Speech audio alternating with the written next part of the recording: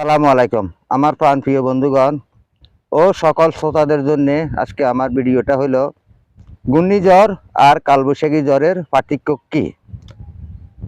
আবহাওয়াবিদের তথ্য মতে আমি সেটা বলতেছি আপনাদেরকে।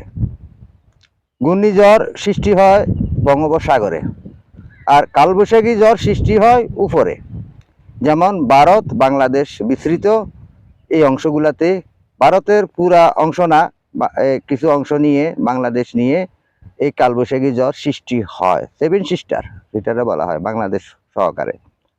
তাই এই কালবৈশাখী ঝড়টা যখন সৃষ্টি হয় তখন কিন্তু অনেকটাই পলায়ন ঘটায়। কিভাবে সৃষ্টি হয় সেটার কারণটা কি? চৈত্র মাসের শেষ এবং কি বৈশাখ মাস যখন চলে তখন সূর্য আমাদের মাথার উপরে থাকে। সকল সূর্যের তাপদাহে সাগরে জলীয় বাষ্প তৈরি হয়। তখন অতি দ্রুত গতি নিয়ে হাওয়া নিয়ে এটা উত্তর দিকে বয়ে যায়। সাগরের গরম হাওয়া যখন উত্তর দিকে বয়ে যায় এবং কি হিমালয়ের ঠান্ডা হাওয়া যখন দক্ষিণ দিকে বয়ে যায় তখন এর মাঝামাঝি সেখানে মেঘের ঘনঘটা হয়। কিবা সাগরের গরম হাওয়া আর হিমালয়ের ঠান্ডা হাওয়া সেখানে মিশ্রিত হইয়া সেখানে কালো মেঘের সঞ্চালন হয়। সেখানে যখন কালো মেঘের সঞ্চালন হয় তো সেখানে আপনারা প্রশ্ন করতে পারেন সেখানে কিভাবে এই কালবৈশাখী ঝড় সৃষ্টি হবে। আমি সেই বিষয় নিয়ে কথা বলতেছি।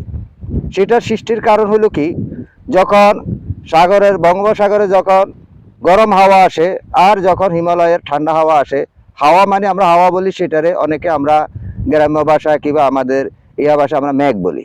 এই মেঘগুলা কিন্তু আপনার কিছু হইলো নেগেটিভ, কিছু হইলো পজিটিভ। তো নেগেটিভ কোনটা আর পজিটিভ কোনটা? পজিটিভ হইলো বঙ্গোপসাগরের গরম হাওয়াগুলো হইলো, এটা হইলো পজিটিভ, মানে ওই মেঘগুলা বঙ্গোপসাগরের মেঘগুলো হইলো পজিটিভ আর আর হিমালয়ের মেঘগুলো হইলো নেগেটিভ। তো দুইটা মেঘ যখন মিশ্রিত হয় তখন সেখানে কালো মেঘের সৃষ্টি হয় কিংবা মেঘের ঘর্ষণ হয়। মেঘের যখন ঘর্ষণ হবে সেখানে বিদ্যুৎ চমকাবে কিংবা বজ্রপাত সৃষ্টি হয়ে যাবে। যেমনটি আমরা যেরকম ঘরের ভিতরে ফ্রিজ ব্যবহার করি, ফ্রিজের পিছনে হাত দিয়ে দেখিয়েন অনেকটা গরম, আর ভিতরে হাত দিয়ে দেখিয়েন সম্পূর্ণ সেখানে আইস তৈরি হয়ে গেছে, বরফ তৈরি হয়ে গেছে। কিন্তু সেটাও এরকম, যেমন কালবৈশাখী মেঘে যখন ছাউনি দিয়ে যায় দোনো দিকের হাওয়া, যেমন বঙ্গোপসাগরের হাওয়া যেমন কি হিমালয়ের হাওয়া যখন মিশ্রিত হয় সেখানে কিন্তু বরফ সৃষ্টি হয়ে যায়। ঠান্ডা হাওয়াগুলা